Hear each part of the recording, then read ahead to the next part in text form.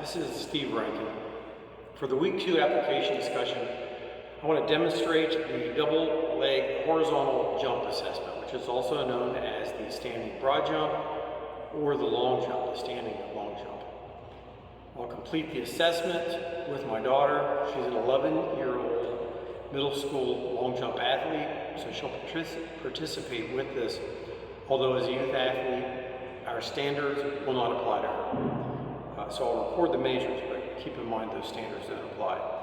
According to McGill and Montel, our text, this assessment measures her total body bilateral power dynamically by measuring the jumping distance instead of just the height. Although it may be performed in different planes of motion, we'll perform the forward sagittal plane version because it's the most relevant to horizontal jumping performance and her event. Equipment for this equipment and safety includes a tape measure, which I have, which has both inches and the metric system on the other side. A clearly identified starting line, which we have marks on the floor. Can we get that in there? So we can use that as a starting point and a reference point. We're not going to put tape on the floor. So that's one thing that I can't do here. They don't allow us to put tape on the floor. We're using a flat, non-skid, dry surface, which is important, especially in a jump like this. An unobstructed landing area. We're in a racquetball, which does allow that. We completed a brief dynamic warm-up and familiarization with the measured trials. Testing would be stopped if either the participant feels pain, dizziness, or any other symptoms which might present some type of hazard or some type of warning sign. So the equipment, in addition to that, is pen to record the measurements, paper, the measure, and instead of tape, I'm using a marker to look at the landing. We're going to measure at the back heel of the closest foot to the beginning. So we'll get the measurement to the heel. She'll stop after each landing. So before doing the trials, I'll present instructions to the athlete to make sure they clearly understand what they're supposed to do. Jessup, we're going to begin with both feet behind the starting line, about shoulder width apart. You're going to bend the hips and knees. Your arms are going to be in an arm swing back position, and then you're going to swing your arms forcefully forward and extend through the hips and knees to jump forward as far as possible. With an athlete familiar with this jump, this becomes much easier. In fact, the arm swing may be mechanically optimized because instead of just landing with your arms out, which can buffer the jump, you very often will bring the arms through again and sometimes get an extra couple inches out of that. An attempt will be repeated if you cross the starting line, so we have to have this for a level of accuracy, or if you fail to use a bilateral takeoff, so take off one foot, it's not a good test. If you step backwards, you can touch the floor behind with your heel, so if you step back for any reason, we won't count that just like that. So now we're going to move on to trials. This is demonstrated for the athlete, so she has a clear understanding because she might not know. Some athletes are familiar with it, but a lot of people don't understand what a broad jump or a single long jump is, so I'm going to demonstrate that. You want your toes behind the line. You want to bend the hips and knees. My torso is going to be leaning forward, and I'm going to jump forward. Where my back heel is where we measure. So I'll measure to your back heel. Okay. We're going to use a marker to mark that. Can you bring the marker over here and I'll show you how we're going to do that. So after you land, you're going to keep your foot stationary. I'm going to use this at the back of the heel because we're not using tape on these foot. So you would do that for me, and if you were doing the test, I'm doing that for you after you land. So stay perfectly still. That's still what I feel like. So I'll go back and measure that.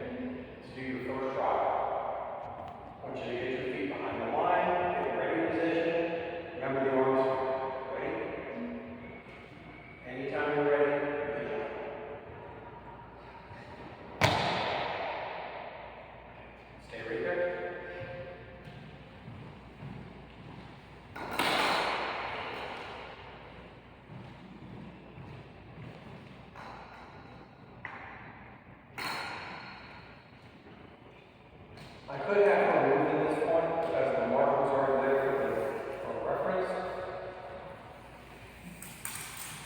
You hold that, yes?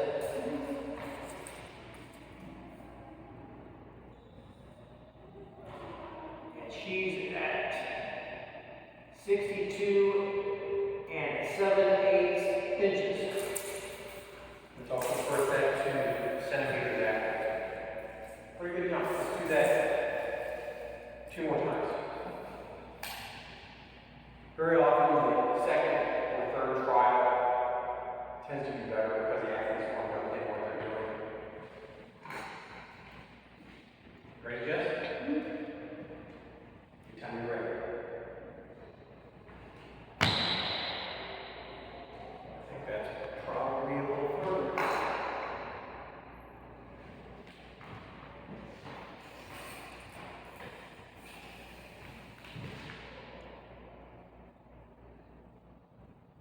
We're at 62 and 1/8 inches.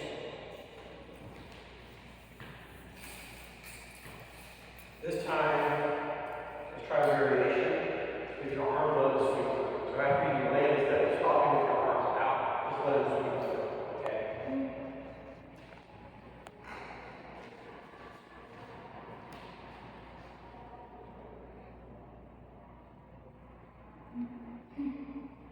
Anytime you're ready.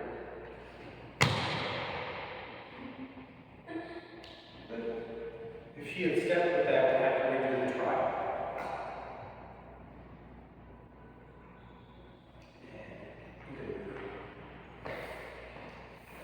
If I had tape this down or I could tape it to the floor, it would be a lot easier to read than having the actual format. We are at 62 and 1/2 inches. 62 and 1/2 inches. So that's the end of the 3 trials.